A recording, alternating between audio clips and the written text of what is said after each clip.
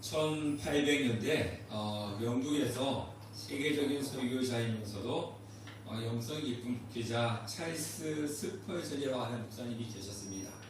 아마 신앙생활을 하셨던 분들은 그분에 대해서 한두 번 들어보셨을 것이고 또 책을 적게 보셨을 것입니다.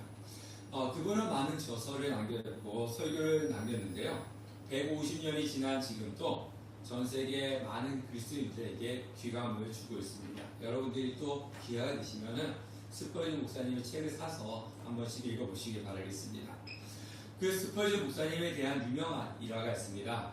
어느 날 한 젊은 청년이 스펄전 목사님을 찾아왔습니다. 그러면서 이렇게 이야기했습니다. 목사님, 저는 교회 생활에 늘 시험을 받고 지쳐있는데 목사님께서 문제없는 완전한 교회 좀 소개 좀 시켜주십시오. 이렇게 부탁을 했습니다. 그 소리를 들은 스펄전 목사님이 이렇게 대답을 했습니다. 자네가 혹시 그런 교회를 찾는다면 나한테 꼭 알려주게. 나도 그 교회에 가서 교인이 되고 싶네. 그렇게 이야기했습니다. 그러면서 덧붙여서 이런 이야기했습니다. 그리고 자네는 그 교회를 찾으면 그 교회에 다니지 말게. 이렇게 이야기했습니다. 그 청년이 그 소리 듣고 깜짝 놀랐습니다. 아니, 그런 교회를 찾으면 제가 그 교회에 다녀야지 왜 저를 교회에 다니지 못하게 하십니까? 라고 물으니까 목사님이 이런 대답을 했습니다. 자네가 그 교회의 교인이 되면 자네가 그 교회의 교인이 되는 그 순간부터 그 완전했던 교회는 부서지고 완전되지 못하기 때문이야. 이런 이야기를 했답니다. 이게 무슨 이야기냐 하면요. 이 땅에 존재하는 교회 중에 완벽한 완전한 교회는 한 곳도 없다는 겁니다. 다 크기와 따라서 정도의 차이가 있을 뿐이지 다 모든 교회는 문제가 있다라고 하는 겁니다. 성도도 마찬가지입니다. 이 땅에 완벽한 성도는 단 한 명도 없습니다. 목사도 장로도 권사도 집사도 오늘 교회 처음 오신 분들도 하나님 앞에서는 여전히 부족하고 연약한 존재가 바로 성도입니다. 자, 그런데 세상 사람들은 물론이고요. 우리들도 교회와 성도를 바라볼 때 자꾸만 도덕적이고 윤리적인 잣대로 교회를 판단하고 성도를 판단할 때가 있습니다. 교회가 왜 저래? 그 교회 다니는 사람이 왜 저 모양이야? 이런 이야기를 우리는 많이 하고 우리도 많이 하지만 많이 듣습니다. 물론 교회는요. 세상보다 더 거룩해야 됩니다. 교회는 세상보다 더 올바르고 교회는 세상보다 더 깨끗해야 되는 것은 맞습니다. 그래서 빛과 소금의 역할을 감당해야 되는 겁니다. 그런데 교회와 성도의 가치는요. 도덕적으로 완벽함에 있지 않습니다. 예를 들면 여러분들도 자주 사용하는 자동차가 있는데요. 사람이 만든 교통수단 중에서 가장 사고가 많이 나고 가장 위험한 것이 자동차입니다.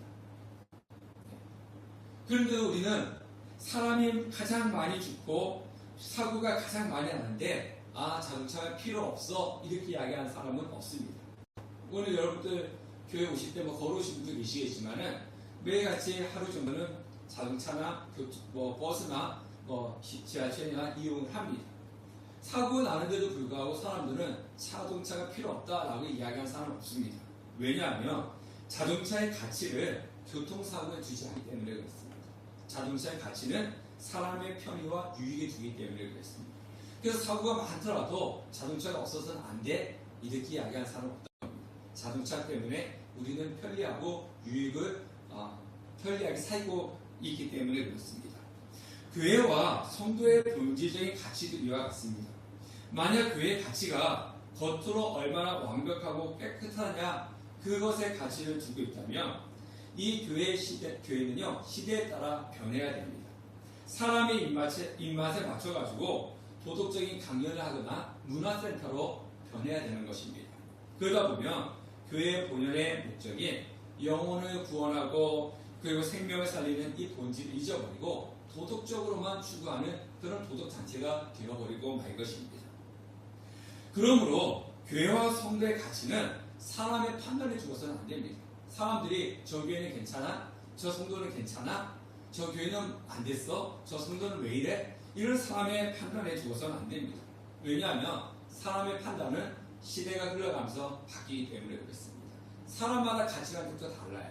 똑같은 이 컵을 보면서도 어떤 사람은 참 예쁘다라고 하는 사람도 있지만 어떤 사람은 똑같은 거 보면서 왜 컵이 저 모양이야? 이런 사람이 있다는 거예요.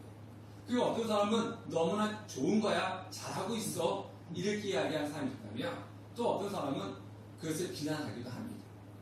그리고 과거에는 그것을 칭송했다면 시대가 흘러가는 지금은 또 그것을 비난하게 됩니다.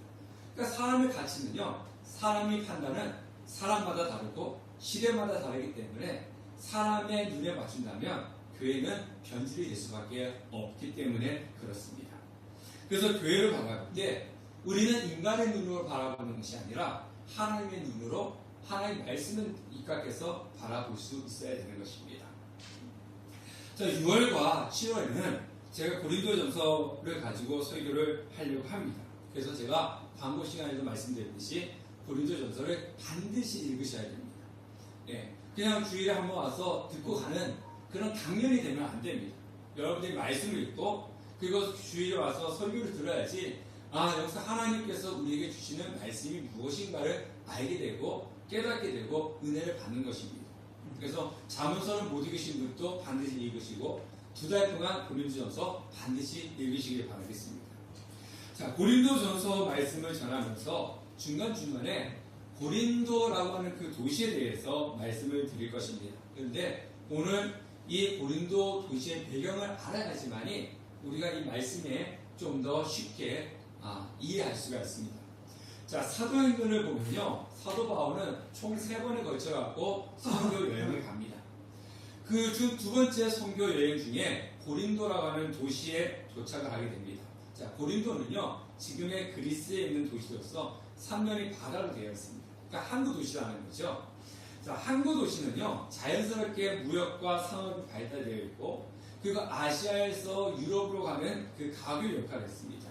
그러다 보니까 이 고린도는 정치적으로나 상업적으로 주요한 도시가 되었고, 그리고 부가 모이는 잘 사는 도시가 되었습니다. 자, 우리 지도를 한번 보도록 할게요. 지도를 보면은 저기 동그랗게 되어 있는 고린도가 있잖아요. 저기가 이제 그리스입니다. 지금의 그리스. 이쪽이 이제 소아시아, 지금의 투르키예죠. 그러니까 저기가 바로 고린도 도시가 저기에 위치해 있습니다. 자, 고린도 도시는요, 그리스 신화에 나오는 미의 여인 아트로디테라고 하는 신전의 그 도시 중앙에 차지하고 있었습니다. 자, 그런데 이 신전에는 대략 한 1000명 정도의 매춘부들이 있었다고 합니다. 자, 고린도 사람들뿐만 아니라 무역을 하기 위해서 수많은 다른 곳에 있는 사람들이 모이지 않겠습니까? 그러면서 이 도시에 와서는 이 신전에 있는 1000여 명의 매춘부들과 성적인 행위를 가졌습니다. 근데 그것을 어떻게 합리화시켰냐면 이 여신에게 제사를 드리는 종교행위다. 우리도 예배에 보면은 묵도가 있고 설교 말씀이 있고 찬송이 이 순서가 있지 않습니까? 그 순서 중에 하나가 바로 이 신전에 있는 1000여 명이 되는 매춘부가 성행위를 하는 것이 그 제사를 드리는 과정 중에 하나다. 이렇게 합리화시켰습니다. 그러니까 거기에 대해서 아무도 죄책감을 느끼지 않게 되었던 것입니다. 그리고 또 고린도에는요, 태양의 신인 아폴로라고 하는 신전도 있었는데 여기에는 어린 남자 아이들을 두어가지고 동성애가 일어났습니다. 네. 그러니까 고린도 전서에 보면은 자주 나오는 이야기가 음의 이야기가 나오는데요. 도시 전체가 성적으로 되게 동성애라든가 어떤 그런 매춘이라든가 이런 것이 합법화가 되어 있기 때문에 그냥 성적 타락이 심하게 일어나고 있는 그런 도시가 바로 고린도 도시였습니다. 심지어 당시 사람들이 사용하는 언어 중에서 고린도인처럼 살다, 고린도화하다라고 하는 이 말은요, 어떤 의미를 가지고 있냐면은 성적인 행위를 하다라고 하는 그런 비유되는 말이었습니다. 그리고 고린도 여자라고 하면요, 누구를 가르쳤냐면은 매춘부를 가르쳤습니다. 그러니까 매춘부를 가르칠 때 고린도 여자다 이렇게 이야기를 했다는 겁니다. 그리고 고린도에는요, 로마 신들을 섬기는 우상이 있었고 로마 황제를 섬기는 그런 도시였습니다. 그러니까 이 고린도는 정말 그 수많은 이방 신상들이 있었고 그리고 성적으로 문란한 그런 도시가 어떤 도시였느냐, 고린도 도시였다라고 하는 거예요. 이제 고린도 전설을 계속 말씀 살펴보다 보면은 이 부분이 계속해서 반복되어 나올 겁니다. 자, 우상이 만연해 있고 성적으로 타락한 도시 고린도에 사도 바울이 탁 찾아왔습니다. 그리고 거기서 1년 6개월 동안 복음을 증거하면서 정말 교회를 세웠습니다. 그때 세워진 교회가 고린도 교회입니다. 이 사도 바울이 1년 6개월 동안 복음을 증거하다 보니까 회당장 그리스도와 그의 가족들이 예수 그리스도를 믿게 되었고, 또 많은 사람들이 세례를 받고 예수 믿는 사람들이 생겨나기 시작했습니다. 그러니까 죄악이 가득한 도시에 복음이 들어가니까 성도가 생기고, 그리고 복음이 들어가니까 그 속에 교회가 생기는 거예요. 바로 복음은 그런 힘과 그런 능력을 가지고 있는 겁니다. 자, 1년 6개월이 지나서 사도 바울이 고린도를 떠나게 됩니다. 떠나고 난 뒤에 이 소식을 들었는데, 고린도 교회 소식을 들었는데 어떤 소식이 들어오느냐, 이 교회가 안에서 갈등 때문에 파벌이 생겼는데 4개로 나눠졌다는 거예요. 바울파, 아볼로파, 베드로파, 그리스도파. 그래가지고 4개로 쪼개졌다는 겁니다. 그리고 그 안에 수많은 그런 성적인 범죄들이 교회 안에서 일어나고 있다라고 하는 소식을 듣게 됩니다. 자, 우리가 한번 생각해 보세요. 내가 세운 교회, 그 내가 열심히 노력해가지고 가르쳤던 그 성도들이 있는데 그 교회가 나눠져 있고, 그리고 그 안에 하나님 잘 섬기기보다는 하나님을 잘 못 섬기고 있다. 세상 사람들처럼 살고 있다. 이런 소리를 들었을 때 얼마나 마음이 아프겠습니까? 그렇지 않습니까? 우리 부모님들이 자녀들이 잘 되고 있다. 이런 소리 들으면 기분 좋잖아요. 근데 자녀들이 어려운 일에 당하고 있다. 이런 마음이 아픈 것처럼 똑같습니다. 목사인 제가 우리 성도님들이 신앙생활 잘하고 있는 모습을 보면은 기분이 좋지만, 신앙생활 제대로 못하는 모습을 보면은 마음이 아픈 거와 똑같은 거예요. 사도 바울이 지금 그런 마음을 갖고 있다는 것입니다. 그런 가운데 사도 바울이 다시 이 편지를 써가지고 너희들 그렇게 살면 안 된다. 하나님을 제대로 믿어라. 라고 쓴 편지가 고린도전서, 그리고 그 후에 고린도 후서가 되는 것입니다. 자, 고린도 교회는요, 수많은 문제들이 있는 그런 교회였습니다. 아마 한국에서 고린도 교회와 같은 그런 문제가 있다면 아마 9시 뉴스 나올 겁니다. 그리고 수많은 사람들이 이단이라 그러고 사이비라 그러면서 그 교회를 비난하고 지탄을 할 겁니다. 자, 그런 교회, 오늘 성경에서는 이렇게 문제가 많은 교회, 그 교회를 가지고 무엇이라 불러요? 우리 살펴보도록 하겠습니다. 2절 말씀을 한번 읽어보겠습니다. 2절 시작. 고린도에 있는 하나님의 교회 곧 그리스도 예수 안에서 거룩하여지고 성도라 부르심을 받은 자들과 또 각처에서 우리 주 곧 그들과 우리 주 대신 예수 그리스도의 이름을 부르는 모든 자들에게. 고린도에 있는 하나님의 교회다. 교회 안에 분열이 있었고요. 심지어 음행의 문제까지 있어서 교회라고 하는 그 간판을 달아놓기가 부끄러운 그 교회에, 그리고 그 교회를 지금 하나님의 교회다라고 부르고 있어요. 사람들은요, 자신한테 이익이 되는 사람들은 가까이 하지만 반대로 자기에게 해를 끼치는 사람들은 좀 멀리 합니다. 자, 우리 지방선거가 끝났잖아요. 지방선거 끝났는데 선거할 때 이렇게 보니까 후보자들이 자기한테 도움이 되는 사람들을 막 데리고 와가지고 막 옆에 자기 지지를 하라고 막 유세를 했잖아요. 그리고 또 어떤 사람들은 자기한테 해가 되면은 그 거리를 두는 그런 경우도 많이 있었어요. 이 정당이 나한테 도움이 될 것 같으니까 정당에 붙고, 저 정당이 나한테 해가 될 것 같으니까 저 정당과 거리를 두고, 우리가 그런 모습을 보지 않았습니까? 자, 만일 하나님께서 이런 세상의 시선과 방식을 사용했다면 고린도 교회한테 이렇게 했을 겁니다. 당장 너희 교회라고 하는 간판 때문에 너희하고 나하고는 상관이 없어. 이래야 되는 거 아니겠습니까? 그렇죠? 그래야지 하나님의 이름에 먹칠을 하지 않지. 너는 우리하고 상관없는 교회야. 너네 교회 안에 그렇게 죄가 많고 분쟁이 있고 세상 사람부터 손가락질 당하고 있는데 어떻게 너희들 갖다가 교회라고 할 수 있어? 너는 교회가 아니야. 이렇게 거리를 두는 것이 맞습니다. 그런데 성경에는 뭐라고 이야기하고 있냐면요, 고린도 교회를 가지고 하나님의 교회다라고 이렇게 이야기하고 있습니다. 그냥 고린도 교회 이름 되잖아요. 성경에 보면 그냥 고린도 교회 이름 되는데 고린도에 있는 하나님의 교회 이렇게 간판이에요. 고린도 교회는 하나님의 교회, 하나님의 교회라고 부르고 있습니다. 자, 우리가 다 아시겠지만 여기서 하나 짚고 넘어가야 될 것이 있는데요. 우리나라 이단 중에 하나님의 교회라고 하는 이단이 있어요. 교주 안산홍이 죽었고 이제 그 부인 장길자가 교주로 있는 이단인데 자신들을 갖다가 자칭 하나님의 교회다 이렇게 부릅니다. 자, 하나님의 교회라고 하는 것이 얼마나 좋은 이름입니까? 근데 이단이 자신들 갖다가 하나님의 교회라고 해서 우리가 이 하나님의 이 교회라고 하는 이름 참 쓰기가 거북스러워요. 그래서 기존의 교회는 그 대신에 이제 주님의 몸된 교회 이렇게 사용을 하고 있습니다. 자, 길거리에 가다 보면 하나님 어머니 하나님, 유월절 이렇게 이야기하면 그 안산홍 이단입니다. 예. 자, 성경에서 말하는 하나님 교회와 한국의 이단 그 안산홍이 사용하고 있는 그 하나님 교회는 다른 겁니다. 예. 오해가 있으시면 안 됩니다. 자, 다시 말씀으로 돌아와서 사도 바울이 성경에서 이렇게 문제 있는 교회를 가지고 고린도에 있는 하나님의 교회다라고 하는 이유가 있다는 겁니다. 교회는요, 완벽한 사람들로 이루어진 것이 아닙니다.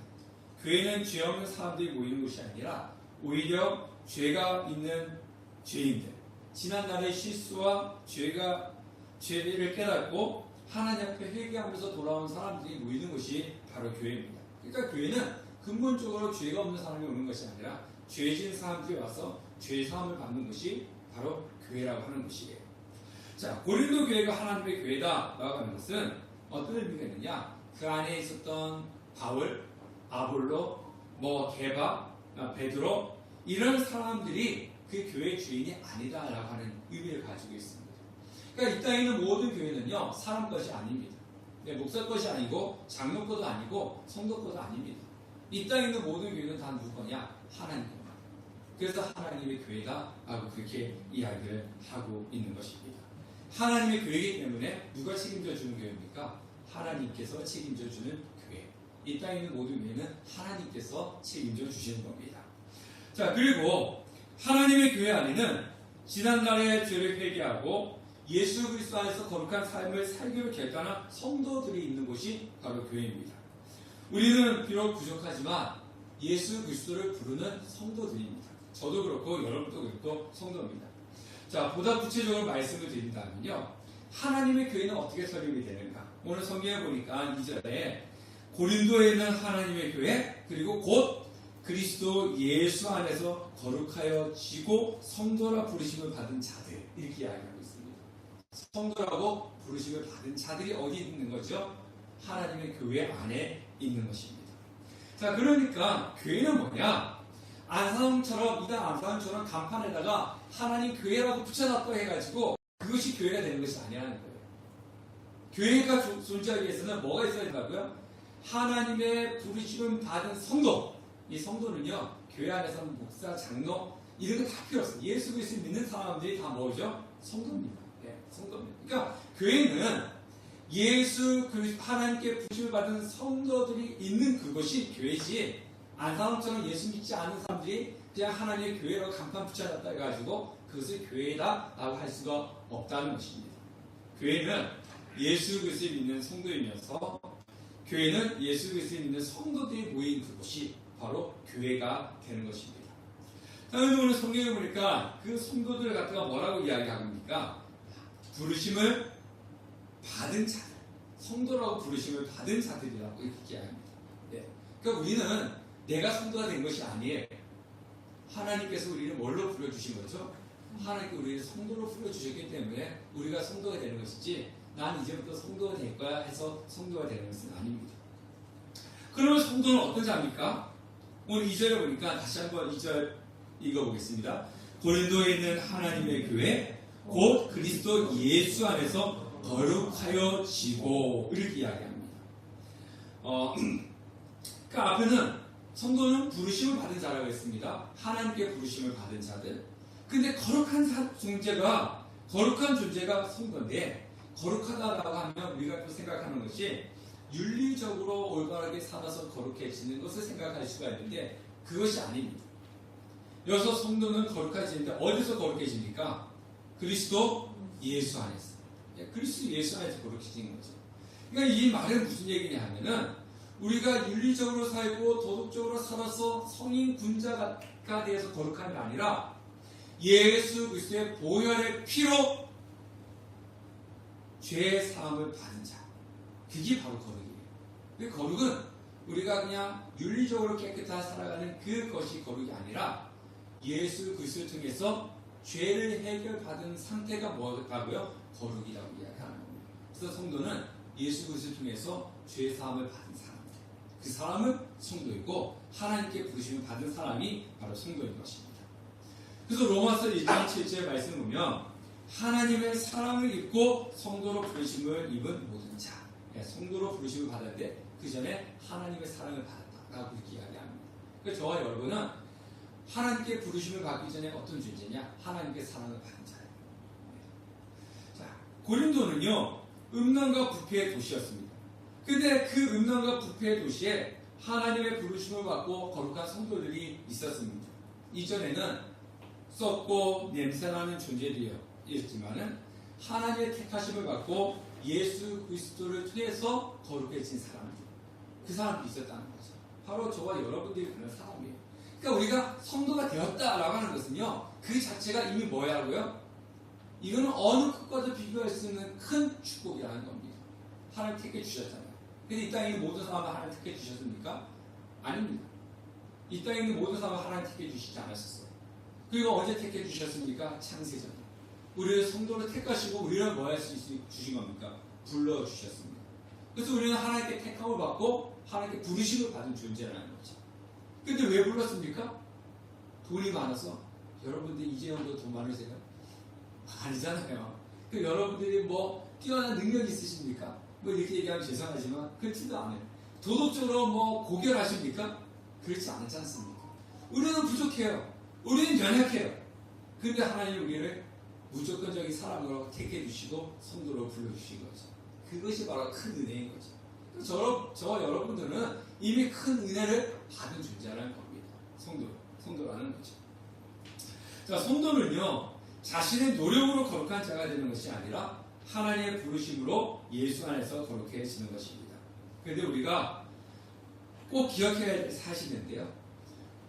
우리가 많은 성도님들이 신앙생활을 하면서 착각하는 것이 있습니다.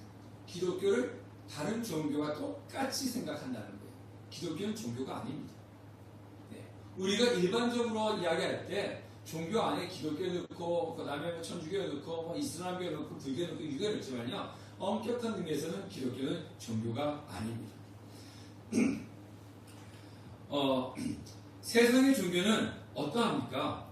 내가 고행해야 되고 내가 선행을 쌓아야 되고 내가 헌금을 많이 하고 내가 도덕적인 수양을 많이 쌓아서 스스로 거룩한 단계에 도달한다고 하는 것이 바로 세상의 종교입니다. 그래서 교회 안에서도 이런 종교생활 하시는 분들이 많아요. 교회 가서 예배 드리면 내가 할 일 다 했다. 예전에 제가 이제 일본에 갔더니요, 일본에 가면 그 산사가 있잖아요. 신사가 있잖아요. 신사가 있는데요, 신사 앞에 음식점이라든가 이런 부분들이 엄청 많아요. 신사 앞에. 근데 그 이유가 있대요. 이 사람들이 신사에 가서 제사를 드리잖아요.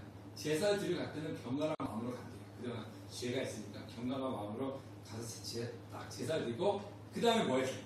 이제 내가 제사를 드렸으니까 다 끝났어. 이제는 뭐 해도 된다? 흥청망청 살아야 된다. 그래가지고 신사 앞으로 들어갈 때는 경건하게 들어가서 제사 드리고 나올 때는 이제 툭 털어버린 거잖아요. 그럼 이제 부어라 마셔라 막 해서 신사 앞에 수많은 음식점들과 그 유흥시점들이 많이 발달되었다. 그렇게 이야기를 합니다. 이게 종교입니다. 이게 종교예요. 종교는 바로 내가 무엇을 했다? 내가 이만큼 봉사했으니까, 내가 이만큼 헌금했으니까, 내가 이만큼 예배 드렸으니까 내가 거룩해지겠지. 이런 생각으로 교회 다니시면 안 됩니다. 기독교는 종교가 아니고 기독교는 생명입니다. 그리고 은혜인 것입니다. 나의 어떠함 때문에 하나님으로부터 은혜를 받는 것이 아니라 전적인 하나님의 부르심과 하나님의 축복, 예수 그리스도의 피로 통해서 우리는 성도가 되고 거룩해져 가는 것입니다. 그래서 우리는 노력을 해가지고 거룩해지는 것이 아니라 예수 그리스도를 온전히 믿으면 거룩해지는 거예요. 신앙은 그렇습니다. 내가 착하게도 살아야 되지만은, 선하게도 살아야 되지만은, 내가 온전히 예수 그리스도를 믿으면 나의 삶이, 행동이 변화되게끔 되어 있습니다. 그래서 우리는, 저와 여러분 성도잖아요. 그래서 귀한 존재는 사실이에요. 우리가 예배 마치고 아주 먼 날 찬양을 하는데 그냥 제가 그냥 뭐 끝나고 나서 돌아가니까 서먹서먹하니까 노는 것이 아니라 우리는 어떤 존재인가? 성도는 귀한 존재라. 그래서 귀한 존재라고 해서 서로 축복해주면서 어떻게 교회를 문을 나서야 돼요? 나는 귀한 존재다라고 하는 그런 마음을 가지고 교회 문에 나서서 한 주간 동안 살아가는 거죠. 네. 자, 이어서 사도 바울이 또 뭐라고 이야기하고 있냐면요. 2절에 보니까 또 각처에서 우리 주 곧 그들과 우리의 주 대신 예수 그리스도의 이름을 부르는 모든 자들에게 이렇게 이야기하고 있습니다. 자, 예수 그리스도의 이름을 부르는 모든 자들. 자, 여러분들 예수님 부르시죠? 예. 자, 근데 우리는 예수 그리스도를 부르니까 예수님을 부르는 것이 쉽다. 뭐, 이렇게 가볍게 생각할 수가 있는데요. 결국 그렇지가 않습니다. 내 입으로 예수 그리스도를 신앙하는 것은 가벼운 것이 아니에요. 제가 최근에 어떤 분으로부터 부탁을 받았습니다. 어머니가 이제 연세가 많으신데 선망증세가 있다는 거예요. 그러니까 불을 켜놔도 혼자 못 계시고, 그래서 사람이 있어야 되고, 이제 뭐 저승사 같은 것들이 와서 자기를 이렇게 무서워서 혼자 못 있는다. 그거 낮에도 그렇고 밤에도 그렇고 불을 켜놔놓고 있다는 거예요. 그래서 목사님 오셔서 좀 기도 좀 해주세요. 예전에 저희 어머니가 건강할 때 교회를 잠깐 다니셨는데 지금도 신앙이 있는지 없는지 모르겠어요. 이렇게 해서 부탁을 받아서 제가 예배 끝나고 갔습니다. 그래서 가가지고 복음을 증거했어요. 복음을 쫙 증거하고 예수님 한번 따라해보세요 했더니 그 불편하신 몸을 이끌고 예수님 이렇게 부르시는 겁니다. 그래서 제가 여러 번 복음을 증거하고 예수님 한번 불러보세요. 그리고 기도하니까 아멘 하고 또박또박하게 말씀하시는 거예요. 제가 2번 갔다 왔습니다. 그리고 이제 그리고 나서 지난 주에는 그분이 아니 목사님 이제 안 오셔도 될 것 같아요. 어머니가 목사님 오시고 간 날부터 이제 그 선망 증세가 없어져가지고 무섭지도 않고 혼자 계시고 잠시 잘 주무세요. 이제 그렇게 이야기를 하시는 겁니다. 제가 올해 거동을 못하시는 분들 몇 분을 찾아가서 복음을 증거했습니다. 물론 그분들의 특징은 예전에 잠깐 교회에 다니셨어요. 자, 몸이 불편해서 오랫동안 교회를 못 다니셨는데 제가 가서 복음을 증거하고 예수님 해보세요 이러면은 잘 알아듣지도 못하고 잘 말도 못하시는 분들이 제가 하라는 대로 예수님 따라합니다. 그리고 기도하면은 아멘 이렇게 따라하십니다. 그러면 많은 분들이 이렇게 이야기할 수 있어요. 그런데 목사가 갔으니까 성의를 봐서라도 하라고 하는 대로 대답을 하지 따라하지 이렇게 생각을 할 수가 있습니다. 자, 그런데요 사람은요 영적인 부분에서는 되게 민감해요. 다른 이야기 잘 하다가도요 예수님 이야기하면은 딱 얼굴 색이 바뀌는 분들이 되게 많습니다. 네, 우리 신집사님 어머니 때문에 못 오셨는데 예전에 우리 축제 때 오신 분 계세요. 근데 제가 그 집사님 미용실에 머리를 하러 가면 그분이 오셔요. 그 집사님이 그래요. 신기하다고 평상시는 안 오다가 꼭 목사님 머리 하러 올 때만 오신다고 뭐 그래요. 그래서 아이고 오래간만이에요. 여기서 뵐 줄 알고 교회에서 봬요. 막 얘기 잘해요. 그러다가 교회 오셔야죠. 예수님 믿어야죠. 그러면 얼굴 색이 확 바뀝니다. 그러면서 외면하고 그냥 아니 갈게요. 그래서 싹 가버려요. 이런 경우 되게 많습니다. 예수라고 하는 이름을 입 밖으로 낸다는 자체가요 쉬운 게 아닙니다. 네, 쉬운 거 아닙니다. 네. 그런데 그분들이 예수님 하세요 하면 예수님 그리고 기도하면 아멘 이렇게 대답하는 분들이 있다는 거죠. 오늘 성경에는 뭐라고 이야기하고 계시냐면은 성령이 아니고서는 누구든지 예수를 주시라고 할 수 없다라고 고린도전서 12장이 이야기하고 있습니다. 비록 힘이 없고 연약해서 그냥 병상에 이렇게 누워서 이 식사도 제대로 못하고 말도 제대로 못하고 그리고 이 사람 소리도 제대로 듣지 못하는 그런 분들이 예수님라고 고백을 한다는 것은 뭡니까? 자신 안에 성령이 계신다고 하는 증거죠. 예수님을 나의 주인으로 모시고 산다라고 하는 그런 증거가 되는 겁니다. 아무리 건강해도 아무리 말을 잘해도 예수님 해보세요. 죽을 때까지 예수님 예자도 못 꺼내시는 분들이 상당히 많습니다. 네. 교회 교자도 못하고 안에 아자도 꺼내지 않는 분들 많습니다. 근데 내가 입을 열어서 예수님을 부른다는 것. 이 자체가 뭐냐? 성도라고 하는 것입니다. 자, 이처럼 하나님께서 창세전에 선택했다가 예수 그리스도의 십자가의 구속을 통해서 불러준 사람들, 그 사람들이 성도이고 그 사람의 믿음으로 예수 그리스도를 고백하는 그 곳이 바로 교회다라고 하는 것입니다.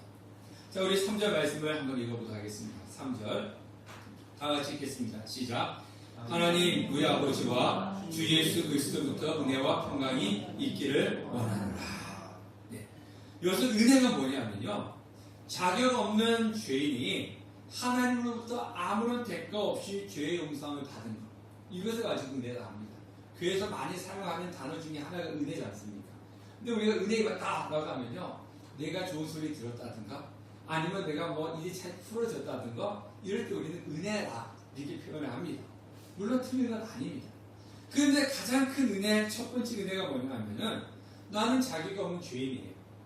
그런데 아무런 대가 없이 하나님께서 우리를 불러주시고 예수 그리스도 통해서 죄 사함을 받아서 거룩한 성도가 되었던 것, 이것이 우리가 누리는 가장 첫 번째 되고 큰 은혜라고 하는 겁니다. 그러니까 우리의 삶이 힘들어도 이 자리에 나와서 예수 그리스도를 믿는 자체가 이미 우리는 무엇을 받은 사람이에요? 은혜를 받은 사람입니다. 네, 저와 여러분은 삶이 힘들어도 이미 큰 은혜를 받은 사람입니다. 두 번째, 평강은 무엇이겠습니까? 평강은요, 이 편안함과는 다릅니다. 네, 편안함과는 다른데, 평강은 하나님께서 주신 은혜로 말미암아 이 땅에서 죄 용서를 받은 사람으로 살아가는 것. 즉, 내가 죽으면 지옥 가지 않을까? 이런 걱정과 염려 없이 살아갈 수 있는 것이 바로 평강이라고 하는 거예요. 이거는 누가 주는 거냐? 하나님께 주시는 겁니다. 그래서 성도는 무엇을 누리느냐? 은혜와 평강을 누리는 존재고, 은혜와 평강은 아무에게나 주는 것이 아니라 예수 그리스도를 믿는 성도에게만 주는 축복이라고 하는 거예요. 저와 여러분은 은혜와 평강은 이미 어떤 자입니까? 얻은 사람이라는 거죠. 분명한 것은요, 인간의 잣대로 보면 고린도 교회는 하나님의 교회라고 불리기가 부끄럽고 창피할 정도였습니다. 또한 고린도 교회 성도들의 모습을 보아도 어떻게 저런 사람들이 예수 믿는 사람이라고 할 수 있을까 할 정도로 형편없는 그런 존재였습니다. 부끄럽고 창피하고 형편없는 존재였지만은 이런 사람을 가지고, 이런 교회를 가지고 하나님 뭐라고 부르시냐면 하나님의 교회다, 그리고 하나님의 부르심을 받은 성도다라고 그렇게 불러주고 있다는 겁니다. 이 말은 예수님은 우리를 포기하지 않으셨다는 거예요. 자, 부모가요, 여러분들이 다 부모님이시잖아요. 네, 부모가, 자녀가 잘 나간다고 해서 내 자식이고 별 볼일 없다고 해서 내 자식 아니야 이렇게 하진 않잖아요. 잘 되든지 못 되든지 다 내 자식인 거 맞잖아요. 그런 마음이죠. 예수님도 똑같습니다. 하나님도 교회가 정말 잘 된다고 해서 여기는 하나님 교회야, 내 교회야, 여기는 별 볼일 없고 창피하고 손가락질 당한다 해가지고 이 교회는 내 교회가 아니야 이렇게 하지 않으신다는 거예요.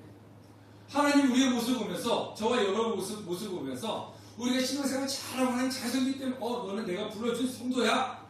근데 별로 뭐 교회도 제대로 나오지 않고 신앙생활도 하지 않고 자기 멋대로 살아간다 해가지고 너는 그러면 이제부터 내 성도 하지 마. 하나님은 그렇게 하지 않으신다. 네.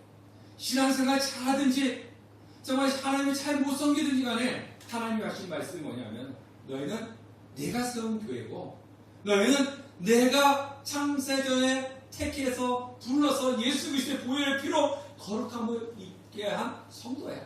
내 성도고 나의 교회야. 하나님은 이렇게 이야기하고 우리를 결코 포기하지 않으신다는 겁니다. 우리가 한번 우리 삶을 뒤돌아보십시오. 하나님 앞에 내놓을 수 있는 것이 뭐가 있겠습니까? 아무것도 없습니다. 저도 목사지만 하나님 앞에 하나님 그래도 이나마 이걸 잘하지 않았어요? 내놓을 수 있는 것이 아무것도 없습니다. 그럼에도 불구하고 하나님은 저를 성도다, 그리고 하나님이 함께하는 교회를 하나님의 교회다 라고 이렇게 불러주고 계신다는 겁니다. 자, 8절 말씀을 보면요, 주께서 너희를 우리 주 예수 그리스도의 날에 책망할 것이 없는 자로 끝까지 경고케 하시리라. 자, 주의 날은 마지막 때 이야기가 됐습니까? 마지막 때 우리는 하나님의 백보다 10발 앞에 설 겁니다. 그때 설 때 하나님께서 우리를 그때까지 어떻게 해주신다는 겁니까? 경고케 해주시고 신앙과 믿음을 잃어버리지 않도록, 세상의 유혹에 넘어가지 않도록 하나님께서 끝까지 우리를 붙잡아 주실 것이라는 겁니다. 그래서 우리는 그 소망을 가지고 살아가는 것입니다. 자, 말씀을 마치겠습니다. 여러분들 미운 오리 새끼라고 하는 그 동화 아시죠? 그죠? 어느 날 이게 알이 그 백조 알이 오리 안에 들어갔는지 아니면 이 백조 새끼가 오리 새끼에 있는지 제가 잘 기억해. 어쨌든 조그만 때 이 오리 새끼 안에 백조가 같이 이렇게 살았어요. 근데 백조가 자기가 뭐라 생각했어요? 나는 오리야 이렇게 생각했잖아요. 근데 이렇게 크고 나서 보니까 이게 백조가 됐고 같이 살아내는 오리가 됐지 않습니까? 그러니까 어릴 때는 구박받고 막 이러다가 나중에 보니까 이 백조가 돼서 아름답게 우아하게 탁 돼 있는 거지 않습니까? 그렇죠? 그래서 자신이 백조임을 깨닫고 백조로 살아가는 거죠. 예전에는 백조였음에도 불구하고 그냥 오리로 알고 오리처럼 살려고 했는데 이제 백조임을 깨닫고 백조로 살아갈 때 그 아름다움을 나타낼 수가 있었습니다. 자, 우리는요 하나님의 교회, 주님의 몸된 교회입니다. 이거 저와 여러분은 하나님의 부르심 받은 성도인 거죠. 그래서 저와 여러분은 어떤 존재냐면요, 백조예요. 오리가 사는 세상 속에 뭐라고요? 백조입니다. 예. 이 세상 사람들은 오리예요. 예수 그리스도는 성도는 뭐예요? 백조입니다. 우리가 예전에는 백조임에도 불구하고 오리인 줄 알고 오리처럼 살려고 했어요. 근데 이제 우리에게는 뭐가 필요합니까? 나는 백조라는 거죠. 우리는 백조로 살아가야 되는 거죠. 성도로 살아가야. 왜? 성도는 고귀한 존재이기 때문에 그렇습니다. 귀한 존재이기 때문에 그렇습니다. 하나님이 다 불러준 것이 아니라 창세전에 불러주시고 우리를 택해 주시고 그리고 예수 그리스도 믿는 성도가 되게 해주셨던 거예요. 우리는 그 택함을 받은 부르심을 받은 귀한 존재라는 거예요. 백조라는 거죠. 백조 오리를 이렇게 하는 어쨌든 그 안에서 우리는 백조와 같은 그런 존재라고 귀중한 존재라고 하는 것입니다. 자, 따라서 우리는 하나님께 부르심을 받은 성도이기 때문에 성도로서 살아갑니다. 우리가 착하게 살고 윤리적으로 살아서 성도가 되는 것이 아니라 우리는 하나님으로부터 성도가 되었기 때문에 어떻게 살아가야 된다고요? 성도로서 살아가야 됩니다. 자, 오리가 노력해서 백조가 되는 게 아니잖아요. 태어날 때도 백조가 태어났잖아요. 백조이기 때문에 백조로 살아가는 겁니다. 네. 또한 교회는요, 하나님께서 세우신 귀중한 하나님의 교회이기 때문에 우리는 늘 작은 천국의 모습을 가지고 갖추어 가야 되는 것입니다. 우리는 성도로서 살아갈 의무가 있는 거예요. 네. 성도로서 살아야 될 의무가 있고 우리가 섬기는 교회는 하나님의 교회의 모습을 보여줘야 될 의무가 있는 것입니다.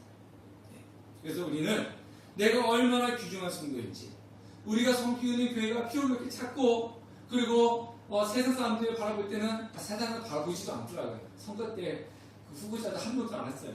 그 교회는 인사를 하는데 우리 교회는 선거하기 전에 후보자한테 교회가 있는지 없는지 모르고 하면서 그렇게 사람들의 눈에 주목받지 못하는 그런 교회라 할지라도 이 교회는 하나님의 교회입니다. 여러분들, 저와 여러분들이 비록 알아주지 못하는 그런 사람들이 할지라도 우리는 하나님께 부름을 받은 귀한 성도라고 하는 것입니다. 그래서 우리는 귀중한 성도고 또 귀한 교회이기 때문에 늘 언제나 하나님의 영광을 나타내고 또 그 성도로서 한 주간을 살아내는 우리 성도들 되시기를 주님의 이름으로 축원합니다.